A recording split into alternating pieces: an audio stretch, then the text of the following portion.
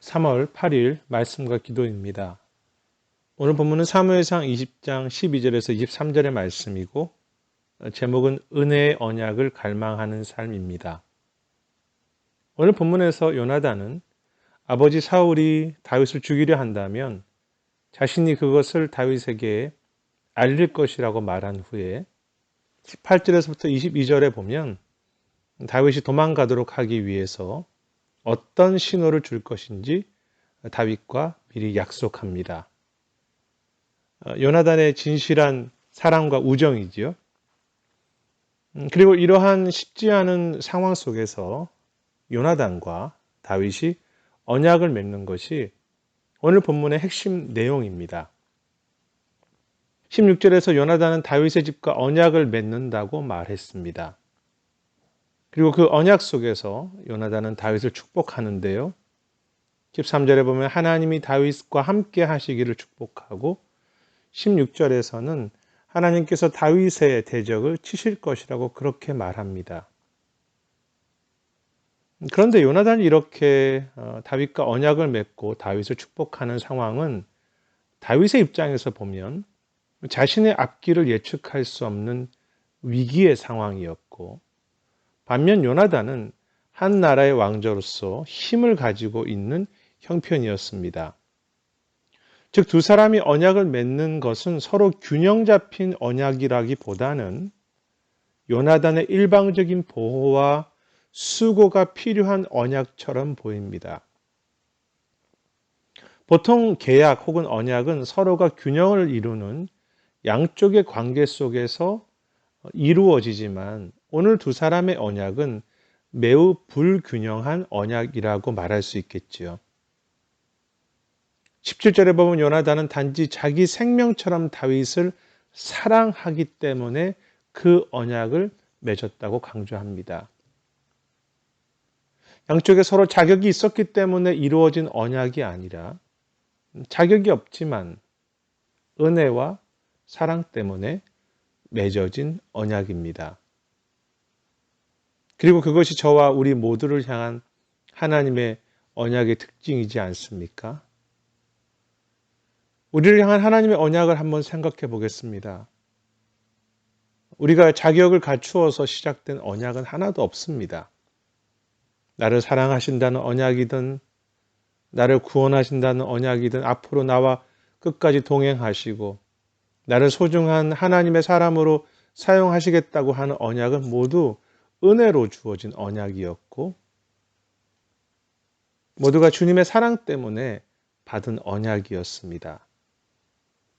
그렇다면 앞으로는 좀 다르겠습니까?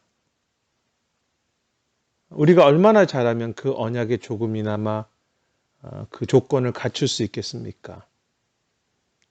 우리가 아무리 선하고 책임 있게 살아간들 하나님의 선하심과 그 크신 사랑 앞에 내가 내세울 수 있는 어떤 자격이 있겠습니까?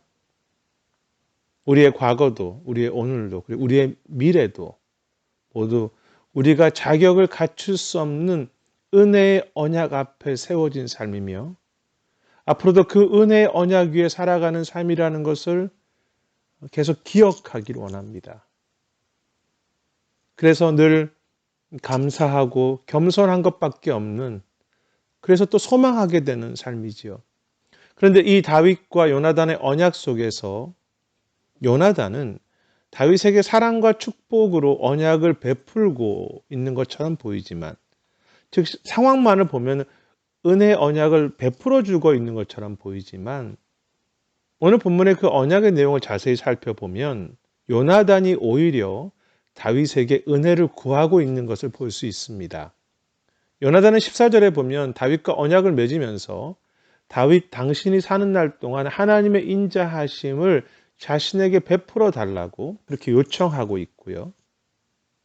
15절에서는 여호와께서 다윗의 대적을 지면에서 끊어버리실 때 그 인자하심을 요나단 자신의 집에 끊어버리지 말아 달라고 그렇게 부탁합니다. 이 부분에서 요나단은 하나님이 다윗을 왕으로 세우실 것을 알았고 그래서 혹시 훗날에 다윗이 왕이 되면 잘 봐달라고 말하는 것일까요?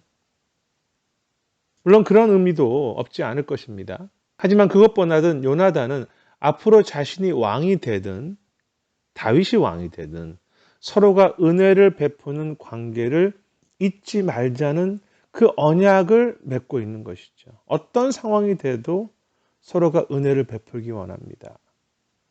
즉 요나단은 자신이 다윗에게 은혜를 베풀 수 있다고 생각하는 그 순간에도 자신 역시 다윗으로부터 은혜를 구하는 삶, 즉 하나님을 통해서 베푸시는 그 인자하심이 자신에게 절실하게 필요하다고 겸손하게 고백하고 있는 것이죠.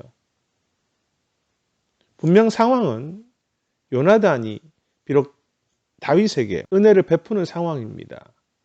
하지만 그 상황에서도 자신도 역시 은혜가 도움이 필요한 사람인 것을 깨닫고 겸손하게 그 은혜와 사랑을 구하는 언약을 맺고 있습니다. 은혜를 향한 요나단의 갈망이지요. 그 은혜의 언약이 저에게도 필요합니다. 여기에 소중한 비밀이 있다고 생각합니다. 요나단처럼 겸손하게 하나님의 언약을 요청하고 구할 수 있는 사람만이 혹은 다른 사람 앞에 겸손히 은혜를 구할 수 있는 겸손한 심령만이 진정으로 다른 사람에게도 하나님의 은혜를 나눠줄 수 있는 통로가 될 수 있다는 것이죠. 하나님은 겸손히 하나님의 은혜를 구하는 사람들을 통해서 세상 속에 당신의 은혜가 흘러가게 하십니다. 끝까지 주님의 도우심이 필요하다고 엎드려 손을 드는 그 겸손한 사람만이 다른 사람들에게 하나님의 손과 위로를 전해줄 수 있는 것은 어쩌면 당연하겠죠. 나의 은혜가 아니라 하나님의 은혜를 전하는 것이기 때문에. 우리의 삶은 이 은혜의 언약 앞에 끝없이 겸손하면서 끝없이 그 은혜와 사랑의 언약을 오늘도 갈망하고 있습니까? 아니면 내가 이 정도는 은혜 받았으니 나는 이제 베풀 수 있는 수준이라고 생각하십니까? 순간순간 나에게 얼마나 여전히 은혜와 그 은혜의 언약이 정말로 절실하게 필요하다는 것을 깊이 그리고 겸손히 인정하고 살고 계십니까? 그렇게 은혜를 간청하는 것만이, 그 은혜 앞에 겸손한 것만이 우리 모두의 섬김과 삶의 뿌리이고 오늘 우리의 힘이며 유일한 소망입니다. 그리고 그렇게 겸손하게 구하는 그곳에 진정한 나눔과 섬김이 가능하게 하실 것입니다. 그 은혜의 언약을 소망하고 간청하는 마음으로 내가 섬겨야 할 곳에서 나도 다른 사람들에게 사랑과 인자함으로 섬기고 충성하는 그 은혜의 언약을 계속 맺어가는 그런 관계들과 섬김들이 우리 삶에 풍성하게 되기를 축복합니다.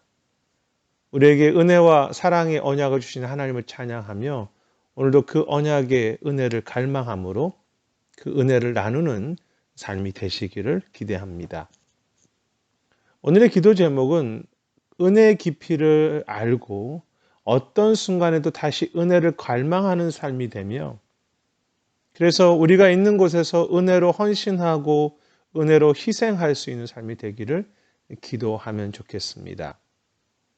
두 번째는 각 가정을 위해서 기도할 텐데 각 가정이 더 하나 되고 성령의 성숙한 열매를 맺어가는 그런 변화와 성장이 있는 가정이 되게 해달라고 이 땅에 은혜의 언약의 통로가 되는 요나단처럼 섬길 수 있는 그런 가정이 되게 해달라고 기도하시기를 바랍니다.